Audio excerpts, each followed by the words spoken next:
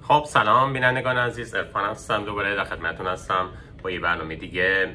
خیلی دوباره میخوام کوتاه صحبت کنم اگه بتونم البته، ولی سعی میکنم که با مسائلی که خیلی توی زندگی ما روزانه درگیر هستیم با اون شروع بکنم. اول یکی این که میخواستم بگم خدمتتون که ما هر روز برای شستشوی دهانمون همیشه از مسواک و خمیر دندون استفاده میکنیم. شاید اینو بارها و بارها شنیدین که خمیر دندون چیز خوبی نیست چون توش فلور داره یا فلور یا هر اسمی که بگن مهم نیست چجوری بگن، ولی یه سری مواد شیمیایی داخلش داره. من خواستم اینو یه ذره بیشتر بازش کنم و راهکارش هم مثلا بگم که چی کار میتونیم بکنیم.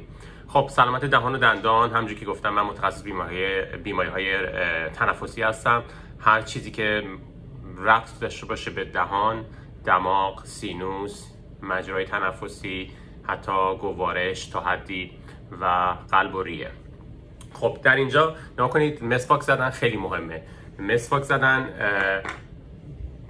ما باید انجام بدیم چون که عفونت‌های باکتریایی ممکنه بگیریم، دندون ممکن خراب بشه و منجر به مثلا روت کانال بشه یا عصب کشی، بعضی میگن عصب کشی به فارسی، و اینکه ممکنه عفونت‌های لثه بیاره در دراز مدت. در میانسالی و کهنسالی ممکنه لثه ها خودشونو عقب بکشن و دندون لغو بشه. همه اینا ممکنه بیاد. حالا من نمیخوام در مورد دندون پزشکی صحبت بکنم، ولی اینکه چرا نباید خمیر دندون که توی مارکت هست، توی بازار هست و کارخونه ها اینا رو درست میکنن استفاده کنیم بهتون میگم.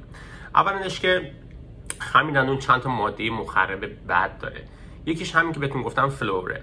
فلور خب همونجوری که میدونید توی خاک پیدا میشه، یکی از عناصر جالبی هست و مبارزه میکنه با پوسیدگی و دلیلش اینه که pH دهن رو یه ذره بالانس ایجاد میکنه داخلش، نمیذاره اسیدی باشه و مقاوم میکنه مینای دندون رو. خیلی خوبیا داره، ولی از یه جهاتی هم منجر به بیماری های دیگه هم ممکنه بشه. نه اینکه ممکن بشه، حتما میشه، ولی خب تحقیقات توش یه ذره آروم آروم میره جلو، برای اینکه خب اونم دست دیگران دخیل در داخلش که نمیخوان این تحقیقات بره جلو. اینم یه بحث دیگه است.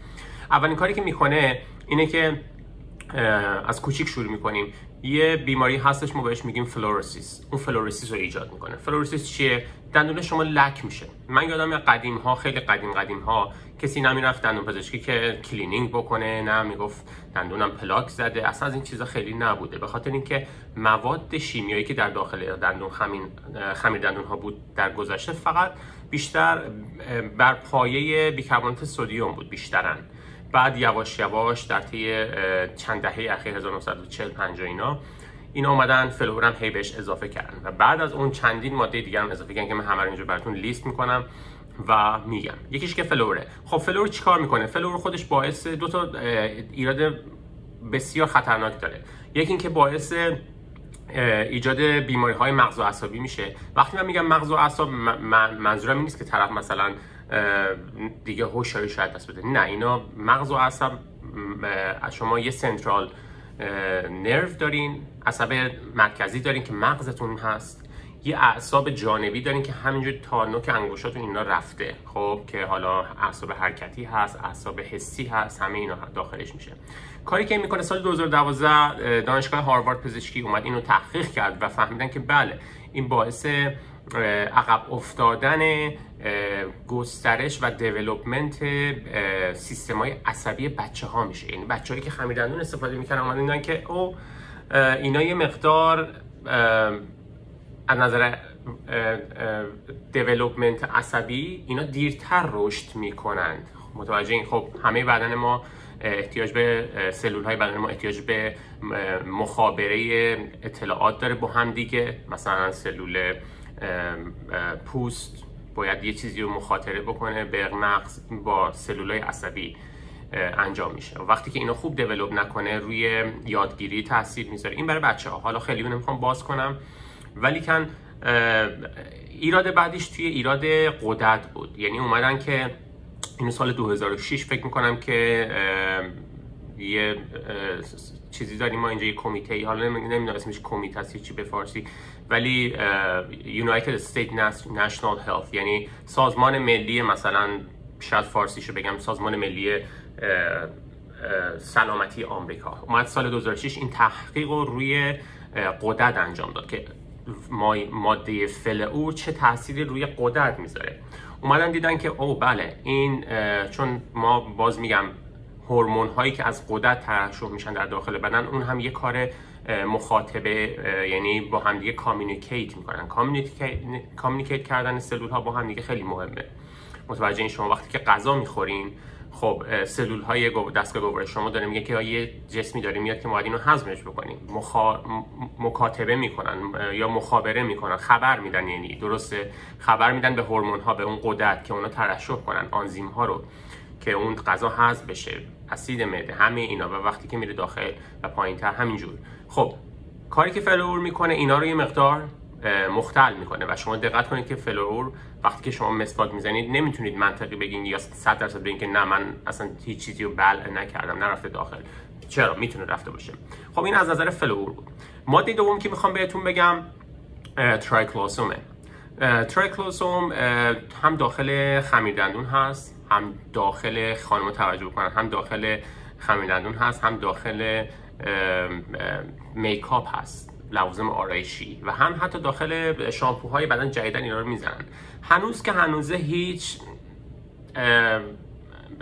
سندیت علمی نداره، ولی خیلی دیدن که این ماده ممکنه چیز بکنه. این یه مقدار روی لب است، ولی باز بهتون میگم دست مافیای شرکت‌های داروسازی، دست مافیای شرکت‌های بزرگ، سرمایه‌دارها، سهامدارها، همه اینا توی این جدیدن از سال 1960-70 به بعد بزرگتر شده و کنترلشون بیشتر شده روی علم. یعنی دیگه قدیم ها علم بود که دنیا رو میبرد جلو، الان دیگه حالا نمیخوام حالا بحث چیز بکنم.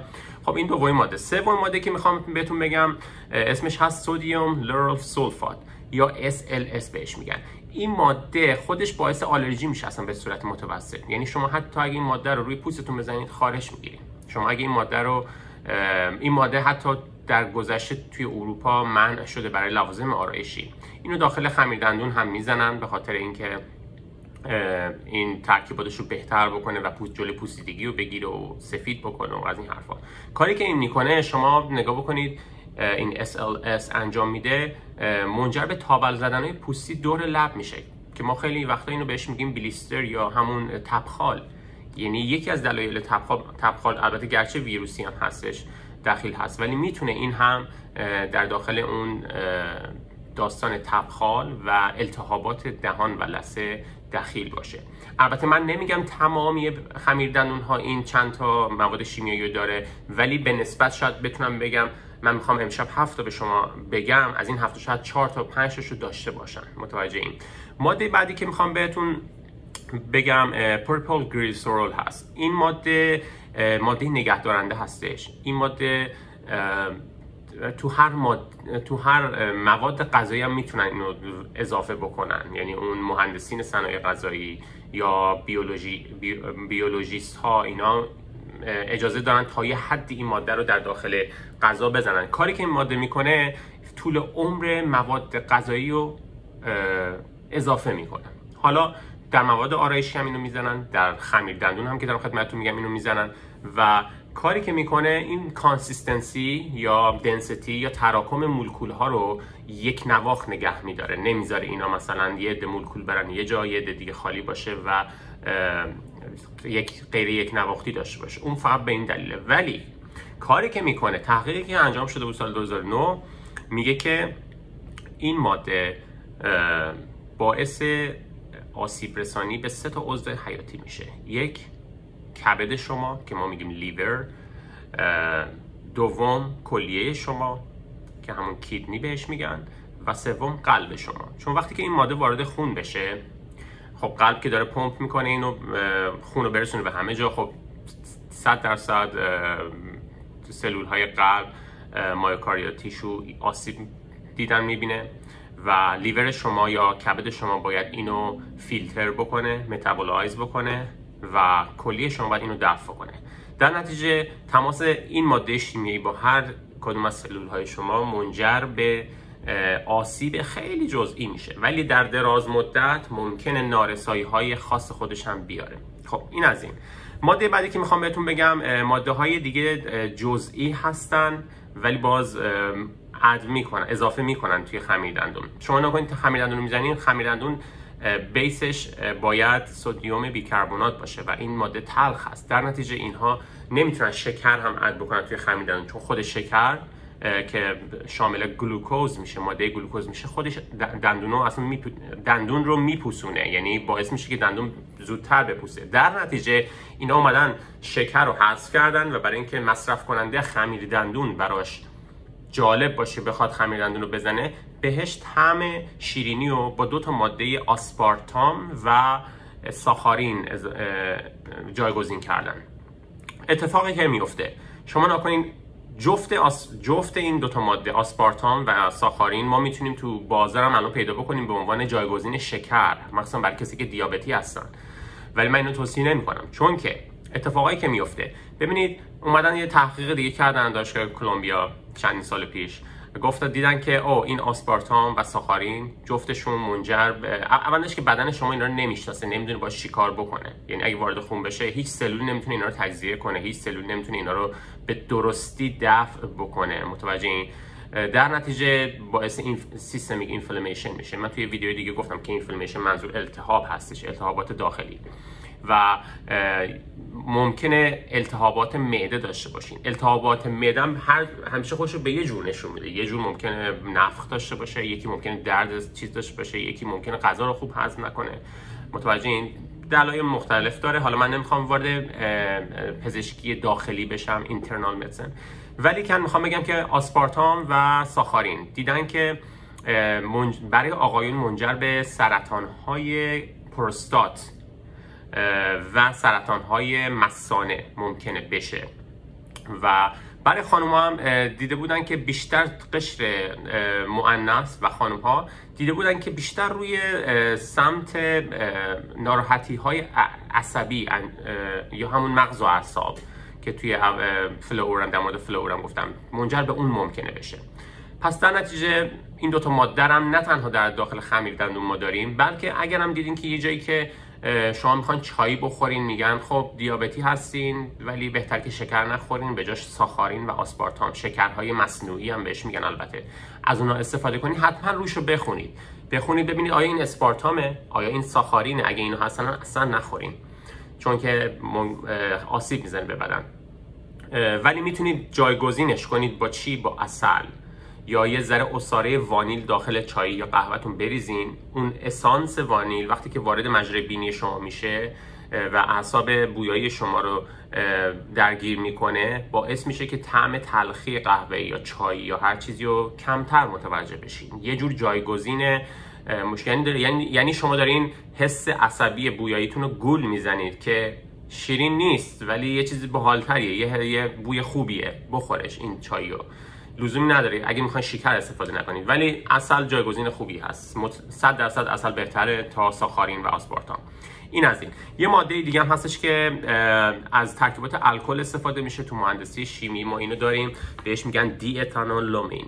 این همون محلولی که توی ضد یخ‌های ماشین میریزن و سال 2007 اینا اومدن این تحقیق کردن، دیدن که این آسیبای جدی میزنه. توی اداره FDA Federal Drug Administration توی آمریکا اومد دیدش که این آسیبای جدی میزنه، حتما باعث سرطان‌های دوباره پروستات، سرطان‌های برای خانم‌ها، سرطان‌های سینه میشه و اینو اومدن دوزش رو کم کردن، اما هنوز قطع نکردن.